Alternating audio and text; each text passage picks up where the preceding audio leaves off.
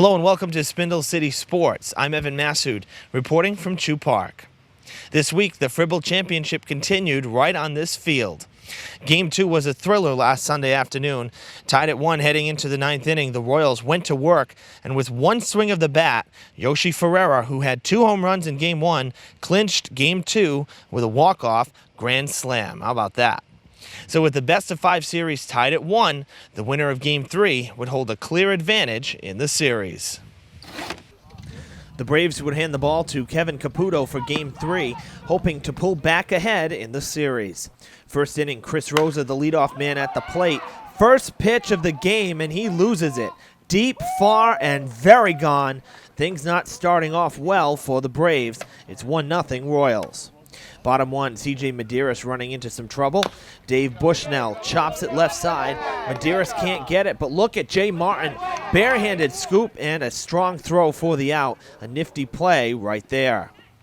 We'll move ahead to the 4th inning. Royals up 2-1. Braves looking to pull even. Franco DeRay to the opposite field. That'll score Sam Duford from second. DeRay ends up at second with the RBI, tying the game at 2. Couple batters later, Alex Kanivi up to bat, slaps it to right. DeRay approves as he crosses the plate. Kanivi with the go-ahead single to make it 3-2 Braves. It stayed that way until the 6th, where guess who?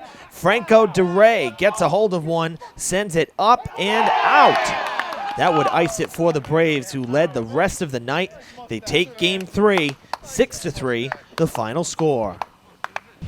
So despite an early deficit, much like in Game 1, the Braves clawed their way back to take Game 3 and a commanding 2-1 lead in the series.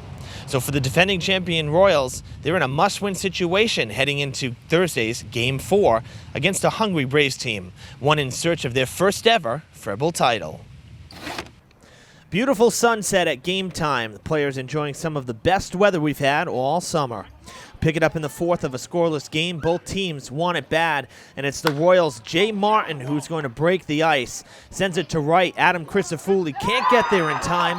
1 run is in. That's Chris Rosa. Ben Montero in behind him. 2-run double makes it 2-0 Royals. Top 6, Braves with 2 in scoring position looking to tie up the game.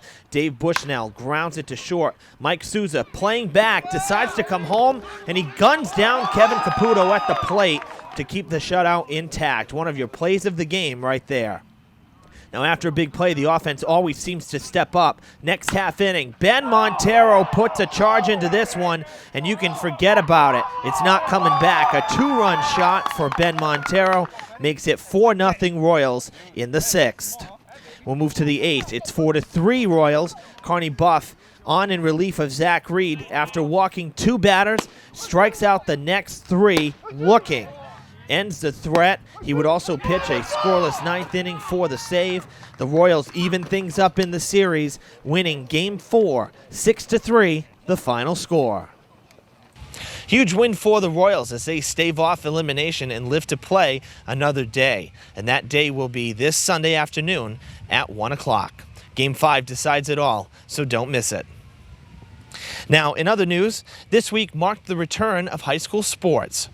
The Durfee Hilltoppers football team lost last season's finale on Thanksgiving morning. It was a heartbreaker, but with a new season comes a clean slate. I stopped by practice this week to see how things were going. Take a look. 1, 2, 3. Forward! It's the last week in August, and fall sports are upon us. The Durfee Hilltoppers football team is rebuilding after graduating nearly 20 players last year. Second-year head coach Taylor Brown says that in order to tackle a full schedule of games, teamwork and commitment from the players is key. We're trying to get better every day, be positive with the kids, especially the new guys. Ease them into the system. We've got a lot of different things going on as far as compared to last year, as far as offensively anyway. So everybody needs to be on the same page as far as that goes. So, the biggest thing I would say is just being more together as a team and getting better every day. The guys who have been here in the summer, understand what we're trying to do, and they're taking the same approach as we are as far as coaching goes. They're going to be coaches on the field as well. easing those new guys into the system and helping them out, in a positive and constructive way. And I think that's the biggest thing. And the guys that we have to do that are willing to do that. Two of the veteran players Coach Brown is referring to are Kyle LePage and Jay Souza. Jay tells me that he's been ready to rock since the Fall River Football Challenge, an event that Fall River Government Television covered in June. He says he's using last year's Thanksgiving Day Classic as motivation for this season. I'm trying to do what I can, as much as I can, work hard out in practice to help us benefit during game day. Preparing right now, we're working really hard. We don't want a repeat of last year in New Bedford. We want to take that W. That's going to be ours this year, that's for sure. The freshmen are working really hard, to be honest. For underclassmen, we're always there leading them, helping them through drills. They have a lot to learn because we have a whole new playbook. Kyle LePage explains that a player cannot come into a season cold, meaning he or she must have a strength and conditioning regimen in the off-season to ensure preparedness and durability. I mean, we definitely need to be in good shape, and it really gives us a big advantage. The more people we can get there in the summer, the better our results will be during the season. We just want to improve. I think there were a lot of close games we lost that we really could have had. I think our record could have been a lot better. We should have been in the playoffs, so I think we'll be able to improve a lot and do that this year. We're out here busting our butt to get a good season coming. September 11th, that's the first game, and we're going to go after it and get that W.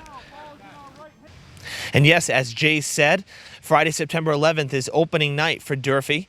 The Hilltoppers will host Somerset at home in a game that kicks off our new season of sports coverage on our sister station, Fred TV Channel 9.